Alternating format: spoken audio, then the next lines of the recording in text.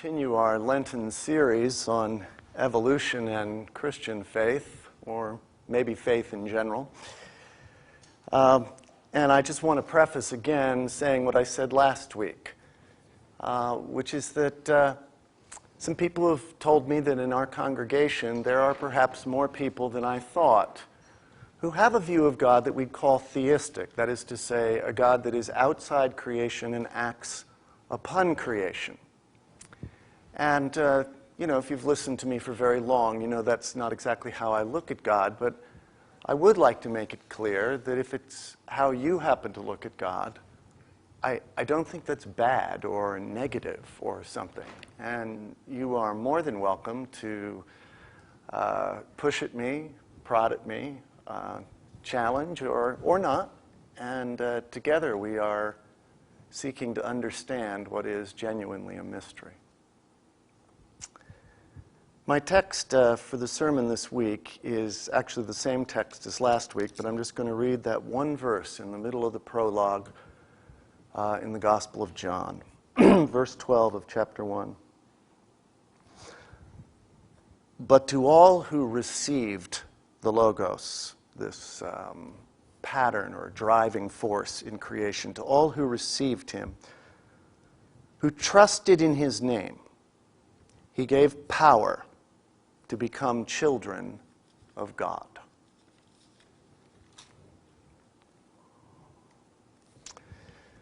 So last week, I spoke about the cross and the resurrection, the central motif of the Christian religion, being descriptive of the process of evolution. A movement from death to life, but more than a movement from just death to life. It's from death to a new life, to something novel, something that's unexpected that our imaginations couldn't produce. It comes almost out of nowhere, like when you put two hydrogen atoms and an oxygen atom together, and you get water. We might have predicted that, but not sure we're going to predict the property of flow. Or once we had single-celled organisms floating around in the midst of the oceans, would we have expected them to come together and form cooperation? Or then once they were cooperating to the degree that they became entities, each one of those cells being specialized in some way, would we have imagined that? Or would we imagine the evolution of a brain with so many synapses firing within it, more than the grains of sand on the earth, we're told.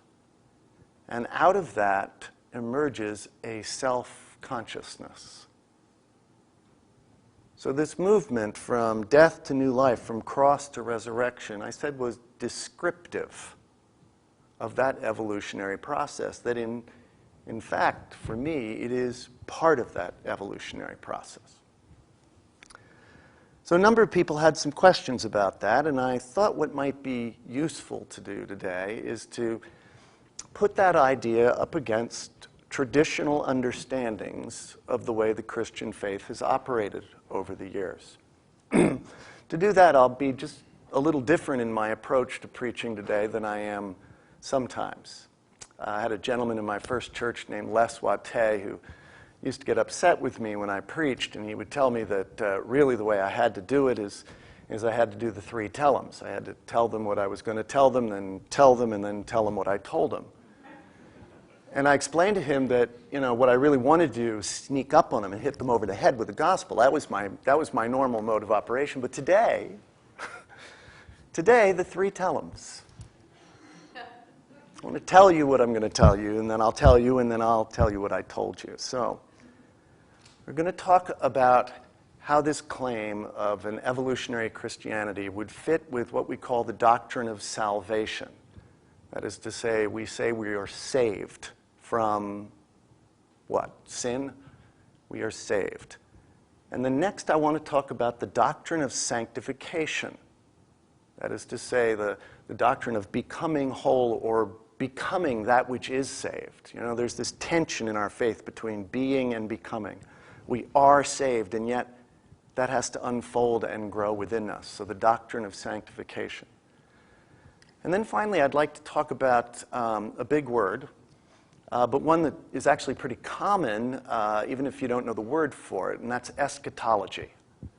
Okay, so eschatology is those words we use to talk about the end of time, or the end times. All right, so Jesus coming again would be the way we've spoken about it in the traditional church for these many years. But I'd like to talk about how that might look if we're examining these doctrines from a somewhat different point of view. So I've told you what I'm going to tell you. Doctrine of salvation. We are saved from something called sin. Now, at one level, sin may seem like law-breaking, but it runs deeper than that. Herman Wachen's been talking the last couple of weeks in his work on Romans about sin being really an infection in the human being, an infection that keeps us from being able to live in ways that are whole and loving, in ways that we feel or know that we ought. So it's an infection, something in the human condition that isn't right, and it runs deep. Now, of course, the stories of Scripture suggest that there was a point in time, a point in history, when we were perfect, innocent, whole. And then we fell into this condition of sin, and we need to be saved from out of it. We need to be healed from this sin, this infection that is part of us. And so what does God do in this traditional way of looking at it? Well, God moves into the world in a human being. And requiring justice, God needs to find a way for punishment to be meted out into the world for its law-breaking, for its sin, so that the balance and the order of the world can be restored. And so he sends his Son, Jesus the Christ, who dies on the cross. And when Jesus dies, it's not just Jesus that has died, right? It's that fallen human being. It's all of us. If we latch hold of that one that has come and made us pure and clean, who has made the sacrifice for us, well, then we have broken free of that nature that we have, that infection of sin. And then we are brought into a new life in resurrection, a life that is capable of breaking free of that sin. Well, now, when I look at that, I don't have this God from the outside acting upon us. So I'm not thinking in terms of a God that says, all right, these people are rotten, confused, sinners, and I need to save them. I need to walk in and save them. But nevertheless, I would have to agree that the human condition is disturbing. We went over it last week. We say, I love you, and in the end, we don't really mean I love you. We, more often than not, mean, oh, you fill my needs perfectly. You know, we enter into economic relationships that are unjust, largely out of fear, out of a sense that there isn't enough in the world, and so we grab all that we can hold and find a way to make ourselves secure, but that's a diminishing return kind of project. The human condition is troubling. We act in ways and respond in ways to violence that keep escalating and move us to a place where we are finally cruel and horrifying to one another. The human condition is deeply troubling. And if there's no God from the outside who's going to fix it, who's going to come in and make something happen, what then does it mean to be saved? From where I sit, what it means to be saved is to be woken up. We are not the sum of our biological drives. This is not a static world that we live in. This is a dynamic, evolutionary world. It moves from one thing to another. It develops and it grows. And what John calls the Logos is driving it forward, opening it up. So what's salvation? It's waking up, recognizing that you are people. I am a person who can make a change in my life and in our life. that we are in fact connected to and maybe an expression of the creative power of God. And so we can carry things forward. We can be the next, that which is broken out of the human condition. Salvation. Wake up. You are a human being, and as such, you can reach beyond the current human condition. Moves us to the doctrine of sanctification.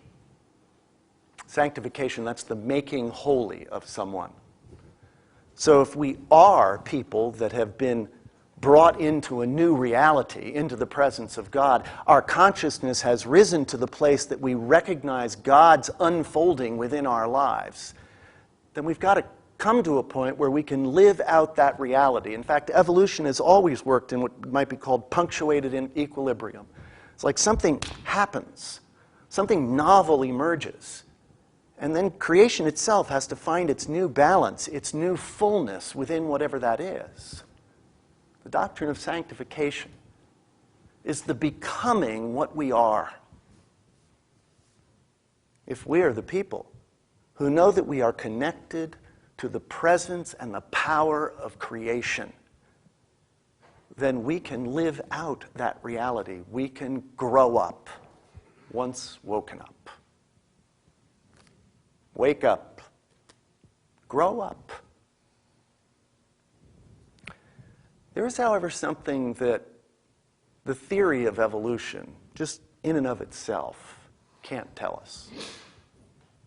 It's not provable, and that's directionality. Oh, I can look at the world, I can look at creation, and I can perceive that there is some directionality, but I cannot prove that it's going any particular place.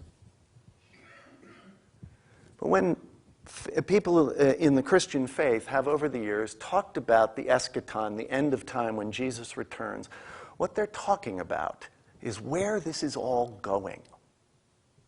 Now, usually they describe it in mythic terms about Jesus coming on a cloud, the cloud splitting open, and Jesus coming in on a white horse to save us from the powers of evil. You know, it's actually a wonderful image. Do I think it operates that way? No. But what it describes is a moment in time when the human being will be connected to the presence of God and unified in a way that makes us whole, that makes creation whole and complete.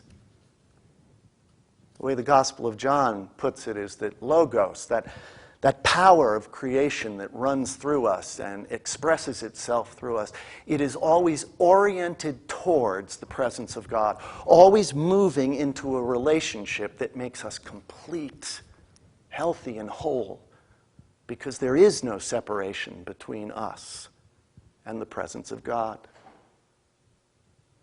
But in order for that to occur, in order for us to move into that place of union and unity with the creative power of God, we're going to have to show up.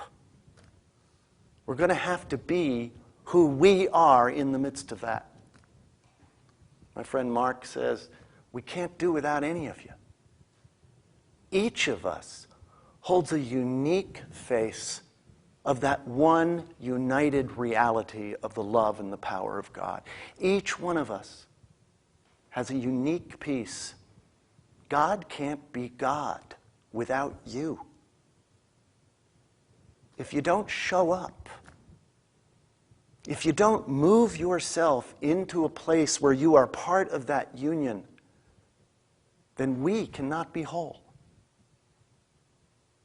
Each of us has an opportunity to move to that end place in our hearts as we grow up and grow into the reality of God's deep, compassionate love and creative power.